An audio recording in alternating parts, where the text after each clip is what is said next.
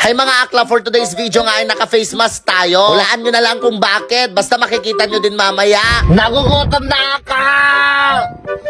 At nakita na nga, ayan, nagpapatapos at nagpapaganda kasi ako mga akla. Chares. Dahil cheat day nga natin ngayon mga akla, ay pupunta tayo sa isa sa pinakamasarap na kainan dito sa Kawayan. Siyempre, bago tayo makapasok ay bababa muna tayo dito sa sasakyan. Suot-suot yung napakagandang sapatos galing sa Seoul District. Siguro marami pang hindi nakakaalam sa inyo itong kainan dito sa side ng SM. Balita ko, napakasarap kasi dito, kaya naman dinala namin ang buong pabak ng squad dito mga akla. Alam nyo naman ako, pag hindi masarap, sinasabi ko talaga sa video. Nandito nga pala kami dito sa Bin City, dito sa side ng SM mga akla. Ayan na nga, uupo na tayo mga akla. Ang lakas lababo hinisikan ni alalalala kayo na. At imomontage ko na ngayon mga pagkain. Hasimali maling ling ling zamara Harzimari arowarawari Hazamari. Wala na.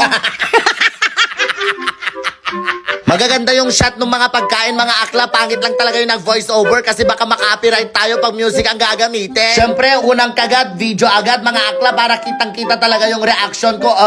Nag-imas mga akla. Pero mas masarap ito. Gusto ko nga sanang ikis kaso naalala ko may asawa pala siya at kapatid pa pala ni Anshan. Habang pinipindot nga ng idol nyo tong kanin, may naalala siya mga akla. Hindi ko alam kung ano yung sinasabi niya sa video. Ay, tsaka ka. At dahil nga paborito ko ang iced coffee mga akla, nakahanap na talaga ako ng pinakamasarap na iced coffee. And syempre, dahil high blood ang idol nyo, ito yung sinerve sa kanya. Alam na alam mga akla. Sayang-saya nga siya, pero feeling ko gusto talaga niyang kumain ng mga chicken na nasa harapan niya. Pero according nga sa idol nyo mga akla, ay masarap talaga yung salad dito sa Bin City. Sabi ko nga, kung hindi talaga masarap yung mga food, hindi namin sasabihin na masarap. Ano tayo, naglolokohan? Pero since masarap nga talaga mga akla, ay recommendable itong Bin City.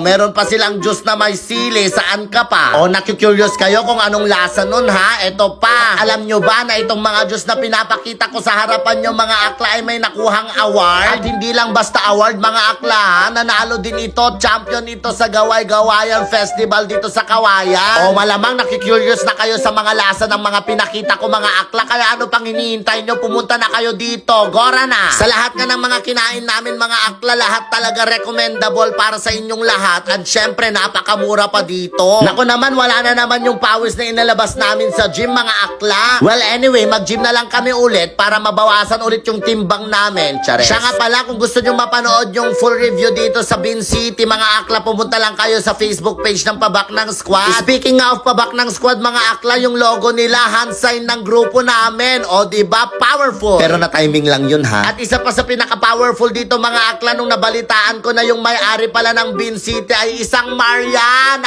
Marian ako, sa SMU ako graduate. Basta wala akong masabi mga akla, recommendable lahat ng mga pagkain dito.